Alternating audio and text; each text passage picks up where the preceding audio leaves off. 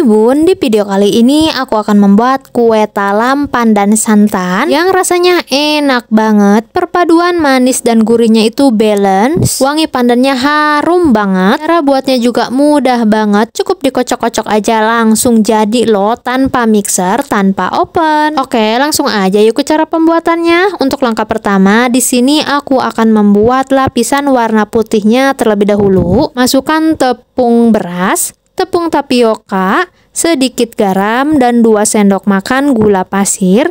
Aduk sampai tercampur merata, lalu masukkan bertahap santan. Untuk air santannya ini sudah aku panaskan atau aku masak terlebih dahulu agar nanti hasil kuenya itu tahan basi ya. Kalau gulanya sudah larut, sudah tercampur merata, lalu masukkan pewarna putih. Ini pewarna makanan ya, jadi aman untuk dimakan. Oke, lanjut. Di sini aku akan membuat lapisan yang kedua, yaitu lapisan pandan.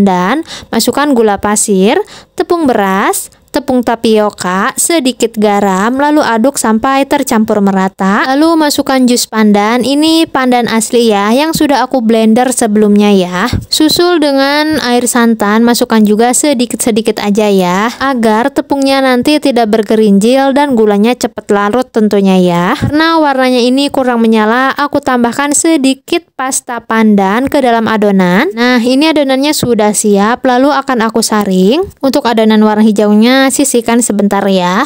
Oke, lanjut. Masukkan adonan warna putih ke dalam cetakan. Ini cetakannya sudah aku olesi sebelumnya menggunakan minyak sayur. Oh ya bun, untuk bunda yang baru menemukan channel aku, dukung terus ya channel Intip Dapur Adiba agar channel Intip Dapur Adiba terus berkembang dan bunda tidak ketinggalan video aku terbaru. Kukus adonan putih selama 5 menit menggunakan api sedang. Nah, ini adonan putihnya sudah matang, lalu akan aku timpa dengan adonan warna hijau. Ingat ya bun, sebelum memasukkan adonan ke dalam cetakan itu diaduk dulu, karena nanti pasti ada bahan yang mengendap di bawah. Kalau adonan warna hijaunya sudah dimasukkan semua, lalu kukus kembali selama 25 menit menggunakan api sedang atau kukus sampai matang ya.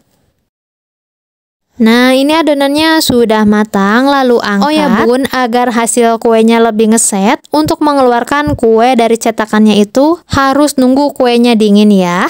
Nah, ini kuenya sudah jadi, siap untuk dinikmati. Wah, ini wangi pandannya harum banget loh bun. Rasa ini beneran enak banget. Manisnya itu nggak bikin enak karena kan ada lapisan warna putih. Jadi rasa kuenya itu balance aja. Gimana bun cara buatnya? Mudah banget kan? Selain itu hasilnya juga banyak banget loh. Jadi selamat mencoba resepnya. Terima kasih sudah menonton. Bye.